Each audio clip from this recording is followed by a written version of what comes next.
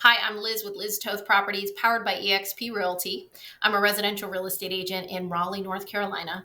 Today is your real estate market update, and we are on the last day of the month of July. So we're more than halfway through the year. I hope you're having a great year. Today, we're going to look at where the triangle is compared to last year, the first half of last year. We'll look at historical trends in the triangle and in Raleigh, Cary, and Durham. We'll look at what is going on in the real estate market today. And we're going to finish up with an interesting topic. I've gotten a lot of questions on this, and that is, what effect does the presidential election have on the real estate market? So I'm going to share my screen and we will get right into it. So we're looking at the entire triangle region here, and I want to focus on the year-to-date box. We're going to look at the first half of this year compared to the first half of last year. And the first thing I like to point out is new listings are up almost 18% in the entire triangle region. That's great news. That's more inventory than we've had in the past. There's more options available for buyers today than there have been in the past. So if you are a buyer today or you're thinking about purchasing today, there are more options available for you today in the triangle than there have been in the past. Sales are down almost 2% when compared to the first half of last year. And I know you may have seen that in the news media. I know they've reported on this a lot, that real estate sales are down nationally as well year to date. But because we've had low inventory levels and we have had weaker demand, but we've still had demand, pressure has remained on prices. So when we look at the average sales price in the entire triangle region at $483,000, that's year to date. It's up 3.5%. When you look at just the month of June, it's up 2.2%. And these are healthy increases. So we're getting back to a more normal real estate market. It's much healthier to see a 3% increase or a 2% increase in home price appreciation than a 20% increase in 1 month. And those are the kinds of unhealthy increases that we saw during the pandemic year. So it's nice to see that we're starting to get to a more normal real estate market. Last year, we saw really the reintroduction of seasonality. We hadn't seen seasonality for a while. So it's really kind of a breath of fresh air for the real estate market. And so I mentioned prices. So the other thing is, a lot of times people think, well, if sales are down, we must be getting huge price reductions across the triangle and things like that. But you're really not seeing that. So this line here is percent of original list price received. So this is that original list price that was first listed when the house first went on the market. Sellers are getting 98.4% of that original list price. So for the most part, homes are being priced right. And if there was a price reduction, this one shows the percent of list price received. So this is going to be the last list price before the home went under contract. Sellers are getting 99.5% of that list price. So that's good news. It means homes are priced right. We're not seeing big price reductions across the triangle, things like that. So that's where we are the first half of the year compared to last year in the entire triangle region. I'll shift now to what's gone on historically. And we're looking at the average sales price. We already talked about the MLS. We'll look at Raleigh, Cary, and Durham. These are areas that I sell a lot in, so I focus on these a lot. And you can see the average sales price for these percentages are compared to last year. So it's June of this year compared to June of last year. So Cary's average sales price is up. Durham's average sales price is up. Raleigh is off almost 2%. Now, when we look month over month, so we just look from May to June, Cary is down, Raleigh is down, but the entire triangle MLS and Durham are up. Now, some of this could have to do with availability. Some of it could have to do with affordability. You can see the average sales price in Raleigh for June was almost $600,000. In Cary, almost $720,000. Durham, $530,000 was the average sales price, and in the entire triangle MLS around $504,000. So some buyers may be driven to other parts of the triangle just because they're more affordable. Looking at month supply of inventory, we've had very low inventory levels. We talked a little bit about new listings going up and things like that in the entire triangle region, but we still have a 2.5 month supply of homes in the entire triangle MLS. That was as of June. And it is up compared to June of last year. Durham, around a 2-month supply, flat versus last year. Cary, up 25%, a 1.5 month supply. And Raleigh up as well at a 2.2 month supply. Now, to put it in perspective, a normal balanced market is a 6 to 7 month supply. We are a long way away from that at 1.5 or 2 month supply of homes available for sale. So it's not a lot of inventory in the area available for sale. It's one of the reasons why we see continued pressure on home prices. And I do like to show this. We have it's been a long time since the area has seen a 6-month supply or more than a 6-month supply of homes. It's been 10 years now. And really, in Durham, it's been more than 10 years that we've had a 6-month supply of homes. So it's been a really long time. Our inventory levels, even if sales do slow down and we do see inventory increasing, it's going to be a long time before we see a 6-month supply. But really a 6 to 7 month supply is it's a balanced market. And just to show a better illustration of that, and this is a national number, so this is from the National Association of Realtors. This is inventory across the country. And this shows it really truly defines like what is a seller's market, what is the neutral market, and what is a buyer's market. So seller's market, less than 6 months supply. Here's where we are today. Here's where we were in 2020. And then obviously buyer's market, more than a 7-month supply. And you can see it's been a long time since we saw that. You can see where, we had the Great Recession in 2008 and kind of where we've been, really across the country, we've been in a seller's market for a very long time. So just to really put it in perspective, we see low inventory levels here locally. Real estate is really local. So we see low inventory levels here locally, but we're seeing the same trend nationally as well. So back to our trends. I'm going to go back to 1 year. Look at days on market, less than 20 days across the board in all 4 areas. That's really a quick days on market. It's not a lot of time. So what I tell buyers today is if you're in the market, you see a home that you like, don't wait. It might not be on the market by this weekend.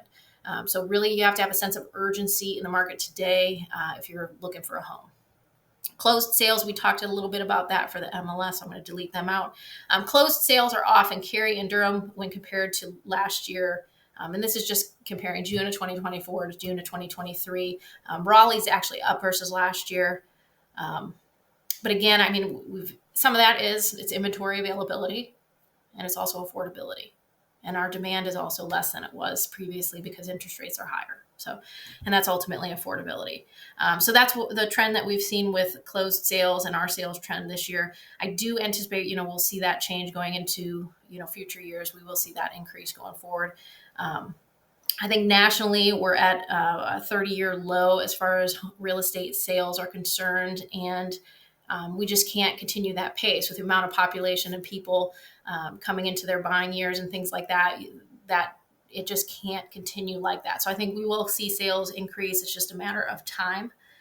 We talked a little bit about new listings for the entire Triangle MLS, and you can see new listings are up in June 2004 compared to June of 2023 all across the board. We did see inventory decline from May to June, or new listings decline from May to June. I think some of this is we came off a very big spring market. And, you had a lot of graduations and things like that at the beginning of June. People take vacations. Folks who may have been getting their home ready for sale might have delayed because of those things. But I do think that we will see inventory start to pick up as well as we get into August. Homes available for sale.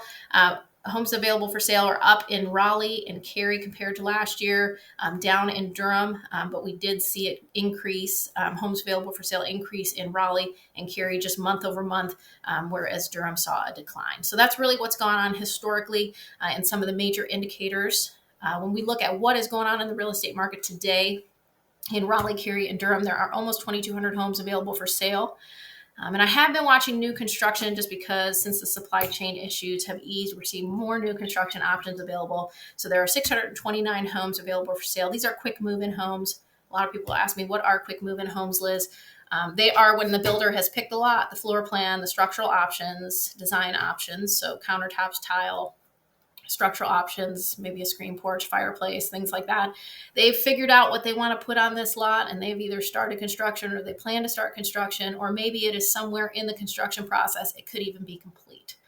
So these homes are listed available for sale. And these are really for buyers who cannot wait or don't want to wait the full 6 months to build from the ground up. And I would tell you that most of the time, this probably isn't all of the quick move-in inventory that's available in the area. Not everything gets listed in the MLS. So there could be more options available. And that's great news. It's great news for buyers that there's great options available or more options available with new construction than there have been in the recent years. What is currently under contract? 1,777 homes currently under contract. Of that, 715 are new construction. And then so far this month, what have we closed in Raleigh and Cary and Durham? 942 homes combined. So how did that compare to last year? So last year we sold 1,081, so we're off last year's sales pace. It is only 120, so we will get more sales in today, but probably will end up behind last year's sales pace, but pretty close to where we were at the end of last year. So if we do have a decline, it's not going to be a huge decline. When we look at all three areas combined. So that's what's going on in the real estate market today. Oh, and quickly before I forget, of those 942 homes, 131 are new construction. So that is what's going on in the real estate market today. And I want to finish up with how will the 2024 election affect the real estate market? Well, no one can really predict how an election will affect the real estate market. What we can look at is what has happened historically. And so I look to experts and data and information. And this Al Lord is the founder and CEO of Lexard Capital Management. He says presidential elections years affect the national housing market and mortgage rates by, uncertainty, policy expectations, and consumer confidence. So because of those three things, consumers may choose not to purchase or not to move forward with a home purchase, or maybe put things on hold. I hear that a lot from clients I talk to, like, we're just going to put it on hold for right now and see what happens. And sometimes that's what people need to do. It doesn't necessarily mean they're never going to purchase a home again, but they may just delay it a little bit. So typically what we see is sales that we lose in November, we pick those up in December, or those people may buy a home in the first quarter of next year. There is always uncertainty, economic uncertainty, or things going on during the elections that impact people and cause uncertainty, over, policy expectations. It affects consumer confidence, things like that. So you can see every single election for the last several elections, there's always something going on. And what is going on for today's election is high inflation and war. So in the 2020, it was a global pandemic. In 2008, we had the, Great Recession. So there's always something going on, and there's always something that's going to impact people and whether or not they move forward with a home purchase. We typically see a seasonal drop larger in November in presidential election years than we do in non-presidential election years. So you can see in non-presidential election years, we've seen about a 10% decline. Now, this is a seasonal drop.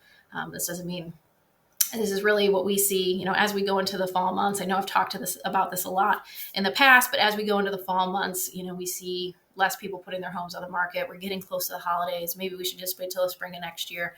So our business has a tendency to decline as we get into the fall anyway. So we see a seasonal decline of about 10% in non-presidential years. It's about 15% historically in presidential election years. But that said, home sales go up, historically, have gone up. They went up in 9 out of the last 11 presidential elections. So the only two where home sales went down were from 1988 to 1989 and 1980 to 1981. In all the other years after the presidential election, home sales went up. So that's probably those folks who have put their move on hold because they want to wait and see what happens. And maybe a portion of those sales got pushed into the year after the presidential election. So interesting data. Election year doesn't, according to Ryan Lindquist, a residential appraiser and housing analyst, an election year doesn't alter the price trend that is already happening in the market. So that's an interesting topic as well. So we've been focused so much on sales and seeing a sales decline or a larger than normal seasonal drop. It doesn't necessarily have an impact on home prices. And I agree with that. I think that, we see the same trends in the market, and we'll see those same trends in November that we're seeing today, lower inventory levels, challenges with affordability, and you'll see because of the inventory, pressure will remain on prices. So I anticipate we will continue to see home prices increase in the area, just not dramatically like we did during the pandemic years, but a more normal, healthy, balanced increase like I mentioned earlier in the presentation. So election year doesn't alter the price trend that was already happening in the market. I thought that was interesting as well. And then existing home prices actually went up after 7 of the last 8 presidential elections. So really the only one that we saw a decline in home prices was 2008 to 2009. there was some stuff going on during the real estate market during 2008, 2009. We had the Great Recession. There were not lending standards were not as strict as they are today. So that was really kind of, an anomaly as to what we had going on in the market in 2008 to 2009. But all other years, there was an increase in existing home prices after presidential elections. So just interesting data. This is specific for new construction. So we again saw the same trend as resale homes. So we saw every single year, 10 of the last 11 presidential elections, we saw an increase in new home prices, with the exception of that 2008, 2009, that year that we had the Great Recession. So, and this kind of sums up, in December following an election and in the following year, the sales that were lost during November were recovered. It's not that consumers are saying, I'm nervous and I'm never going to buy ever again. They're just saying, I'm nervous and let's wait and see how things play out. So if you're a buyer or seller in the market and you have more questions on this, don't hesitate to ask me. Hopefully that information is helpful for you. If you have questions, if you're local in the real estate market and you're looking for local real estate information or information on your neighborhood or anything like that, don't hesitate to reach out. If you are thinking about relocating to the Raleigh-Durham area, check out my YouTube channel, Welcome to Raleigh. There's more videos like this, more information on the real estate market. There's buyer tips, seller tips. There's community tours, city tours. There's a lot of great information. You can subscribe, hit the bell, get notified anytime a new video is uploaded. I look forward to talking to you again soon, and I hope you have a great day.